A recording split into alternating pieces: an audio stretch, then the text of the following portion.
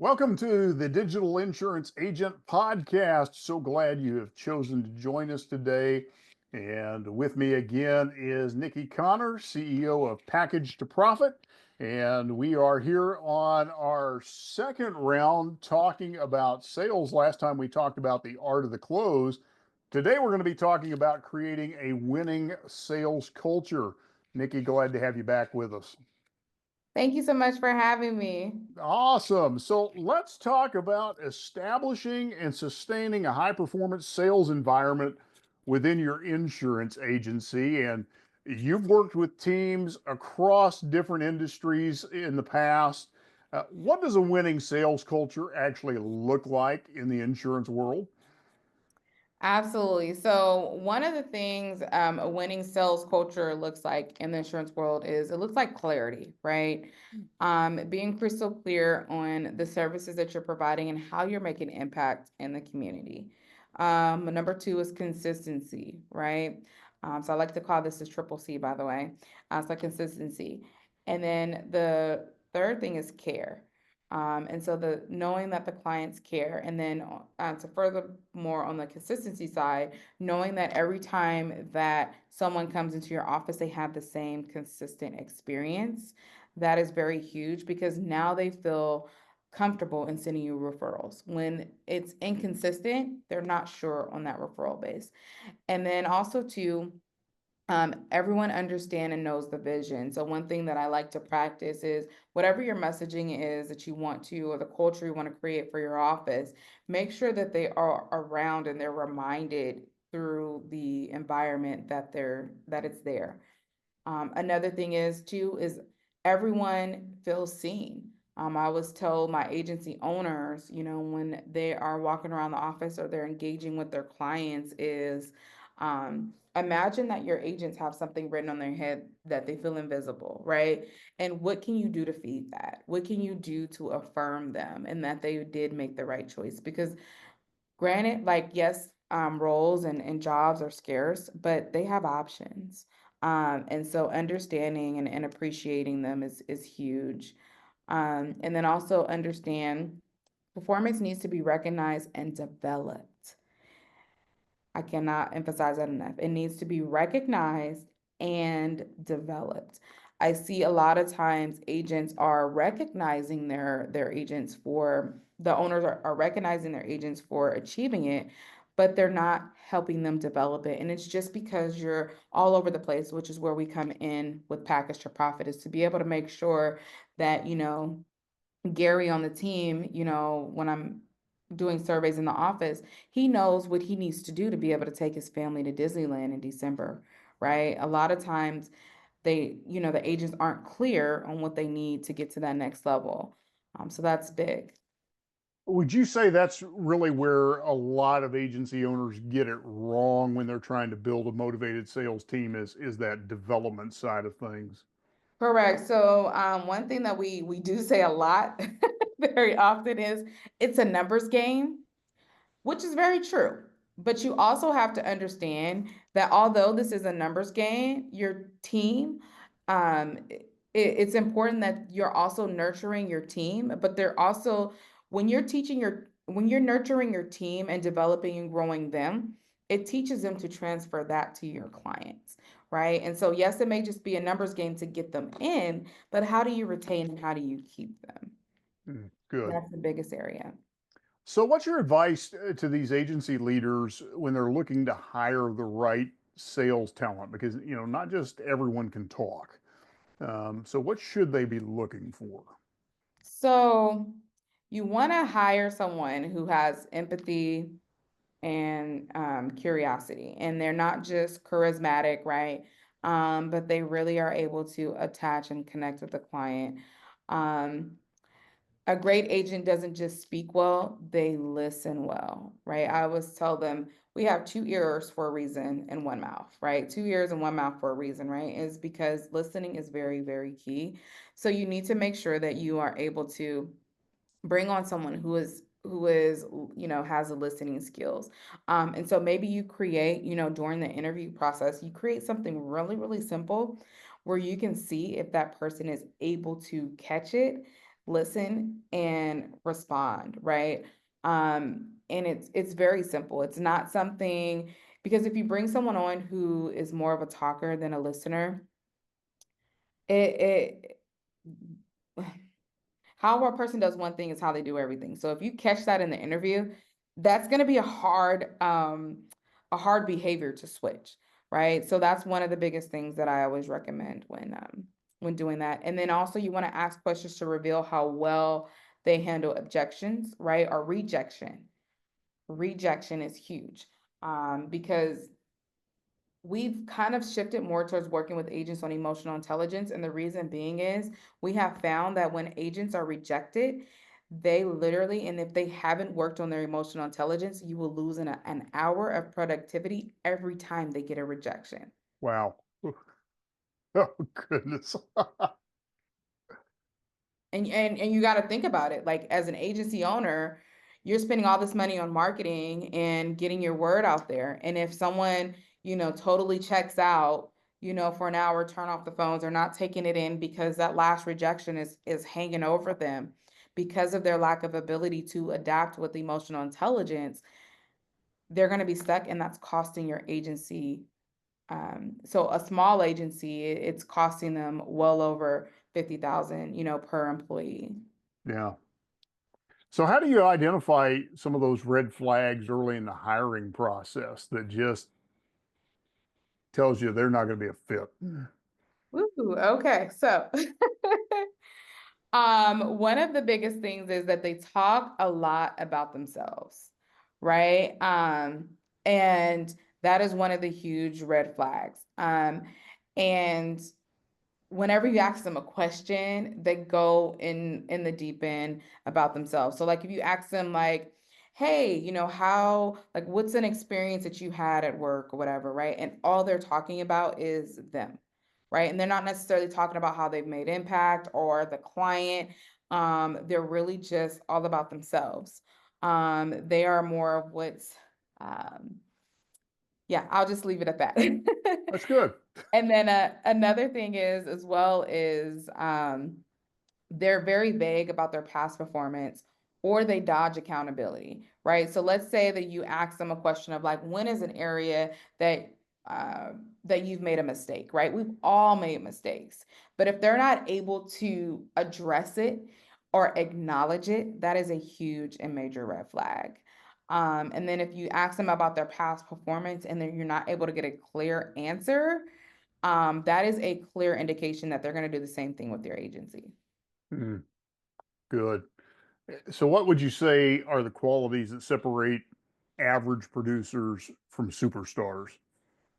Yeah, so top performers have emotional resilience, right?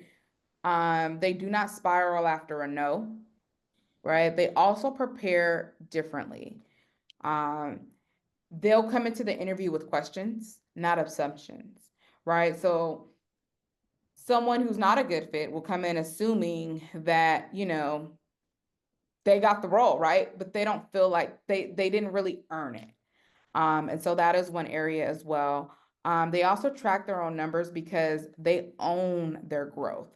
I cannot tell you how many agents are the owners are spending so much time. Like, I'll give you an example. I was doing an audit in an office, and the agent had to go into each individual agent's the owner had to go into each individual agent and pull their numbers to let them know what their number was for them to be prepared for my audit.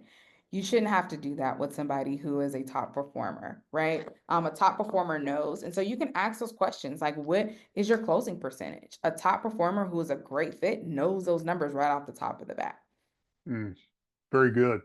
So especially when numbers are down, markets are shifting, what are some of your go-to strategies to keep the team motivated? This is good. Okay, so one of the biggest things I love to focus on is micro wins, right? Micro wins. So whenever there is a small win, it's huge, especially on the downturn of things, right? Everyone goes home and well, hopefully most top performers don't go home and indulge in the news. But There are, people who go home and they indulge in the news. They're very immersed in what's going on in their environment, and it does impact how they show up at work and how they show up within their families.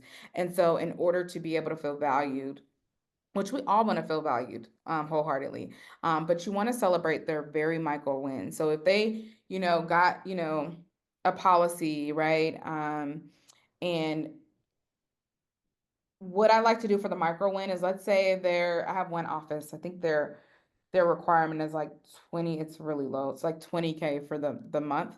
But let's just say they get 2K in their first week. Hey, Jenny, you're 10% there, right? Like showing them how far that they have came for their goal and celebrating that win.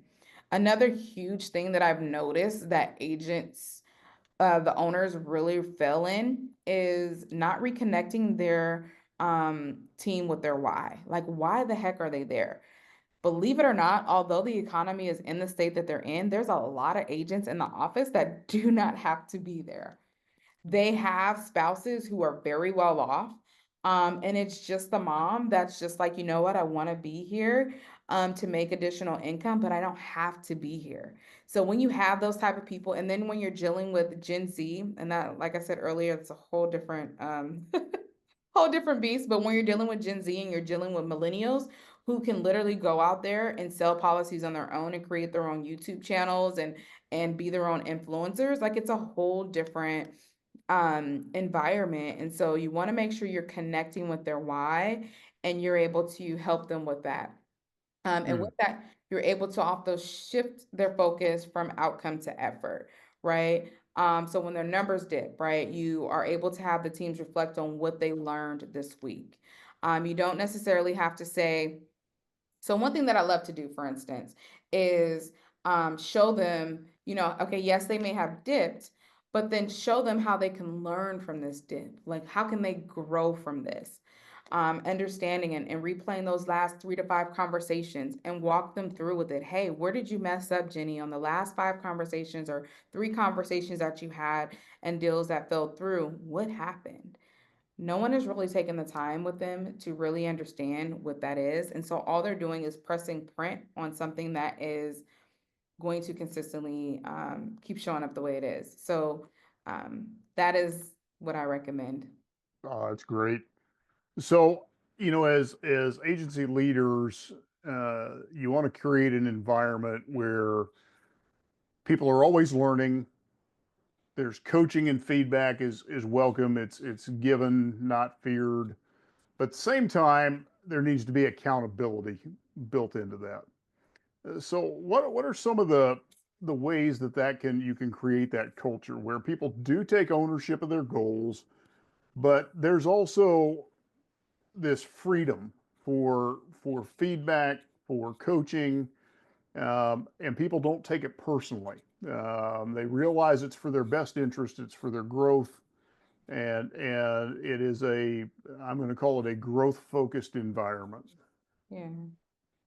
So one of the big things is to start with safety feedback loops, is what we like to call. So we do what's called start, stop, and continue. So I pretty much just shared it in the last question, but you're basically, you're going to start. So you're going to work with the client, and then you'll stop, you'll get feedback, and then you'll continue, right? So we'll be able to review the previous calls, right? You'll go through a call and then you'll stop.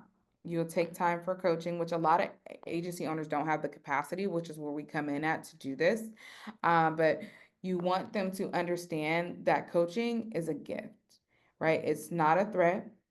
And the biggest thing in all of this, like I can do everything to my capacity to be able to help them, but it also goes back to what we were talking about when interviewing the great candidate, is how do they receive feedback? That is huge. If you have somebody that comes in and they're not able to receive feedback, and whenever you give them something, they are just like, like overwhelmed, or they are not able to handle it, there's no way in really helping them. So that's pretty much that. Good. And then, one of the things that's critical, obviously, in a team environment is vision. when we talk about team performance. So, how can agency owners reinforce vision? How can they communicate that regularly? How can they keep the team excited and aligned to that vision quarter after quarter, especially when things are always in motion, people are in motion. Depending on the size of the agency, you may have team members coming and going. Right. How do they stay consistent in that vision and keep the excitement level high? Yeah. So first things first is I want to address because you asked two questions here. So vision. So understand that vision, like metrics. So vision gives meaning to the metrics, right? So to the expectation that you have. So you need to make sure that your vision is clear without the throughout the organization. Without the vision, it's just a job that somebody's just showing up to and they're taking no accountability. I teach leaders, like within the organization, how important it is to cast a clear, compelling vision and how to repeat it everywhere. So whether if it is in meetings, in emails, on the walls, in the bathrooms, like I took some pictures of one of my clients. I was so proud. They put, the vision in the bathroom. And when you really research top performing companies, when I look at the top 5% in the insurance industry, I research when from the time the employees walk into that building, the experience that they feel the vision, they see it, they have different parts of it all throughout the wall. You need to get your team to be able to buy in. Vision isn't a one-time speech, right? It's a daily standard and activity. Every single step that they're taking, they are stepping within the vision. So that's huge. And so you just have to completely remind them. Furthermore, when you go to school, I love to use this analogy. I just left my kid to do this interview. And one of the things that I noticed in the areas that he's struggling in is there's not enough repetition for him. So if there's not enough repetition for your organization to grasp the vision, they're not going to catch it. So make sure that you're creating those proper um, opportunities. And then how to keep the team excited and aligned quarter after quarter. So you evolve with them, right? I love teaching my owners how you have to have something for your agents to chase, right? You can't just, because they're going to do 20% of what you're doing. So if you're not chasing, if you're not evolving, if you're not growing, then they are not going to either. And this also tapping into their why. Ask what is it that they want to master next. Not every person on your team wants to become an agency owner. That's just real. There are some people that are there that are just happy with the income and happy with their contribution to your organization. That is their full purpose. That is their full mission. And why they're here today is to be an asset to your mission. And they don't want to branch off and do their own thing. That's fine. But understanding you need to know that you're not putting more on them just because they've been with you for 7 years. Oh, let's promote her. And she doesn't want to be promoted. Mm. Right. And then the last thing that I put, involve them in the quarterly planning. I see this 100% of the times when I go into offices is they create a plan and then they take it to the team. They create a plan, they take it to the team. When you are creating the planning, get the team involved because it's very important because when you're in the office, you have so many different moving parts. It's very important to understand Gary needs to know what his part is on the play. And Jenny needs to know where she plays. One thing, my son is actually he's in track. He's actually training for the Junior Olympics. He's 5 years old, getting ready to be 6, and he's training for the Junior Olympics so that he can compete one year. Um, and on the relays, right? One thing when I'm talking with them before they get ready to go out and do a relay is each one of you have a different part in the race. If you guys don't understand that, hey, I'm over here playing and goofing off affects these 3 players, it doesn't work, right? And so that's one thing that I teach with my agents as well is you guys all need to understand, hey, when a client comes into the office, this is the play that Jenny has.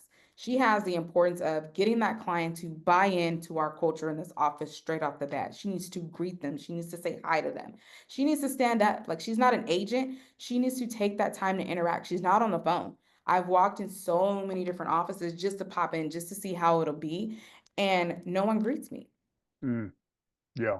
Their head is down on the phone. No one's looking up and saying, "Hey, I'll be with you one moment." Like, it takes you nothing to there's not enough traffic for you to not have time. This is not Walmart, right? Exactly. If somebody comes into your office, they're highly interested. They went to Google, they saw your reviews.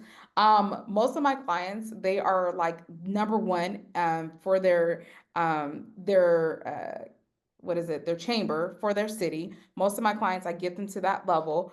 And so like you're number one when people search you. So you need to show up when people walk in as that. So what does each player play a role? So that is really what's important, including them on that quarterly goal, and then being able to have all their buy-ins and what they need to do to help the team grow. Perfect. Well, Nikki, great discussion today on creating just a powerful, sales culture. And for our audience out there, where can they connect with you? How can they get to know more about you? Absolutely. So we have these info sessions every Sunday after our Scale Talks Live Weekly. Scale Talks Live Weekly is a free, training with little tidbits that we're discussing today on how you can improve your agency. But if you're ready to take your agency to the next level, I invite you to come to our info session. So you would go to packagetoprofit.com/info. So it's packagetoprofit.com/info. And you would just register for our next upcoming info session. You bring your burning questions that you have to the table, and then we'll share with you how our Profit Post blueprint is the best fit for you and your agency. Fantastic. And our audience, thank you for tuning in with us today on the Digital Insurance Agent Podcast. Nikki will be back with us. We've got several more episodes we're going to be recording together dealing with this issue of sales, because that is one of the common requests we get is give us more sales training. But she's not going to give away the farm. So reach out to her and find out what she can do for you. Thanks for tuning in today, Nikki. Thanks again for being with us. Thank you so much for having me.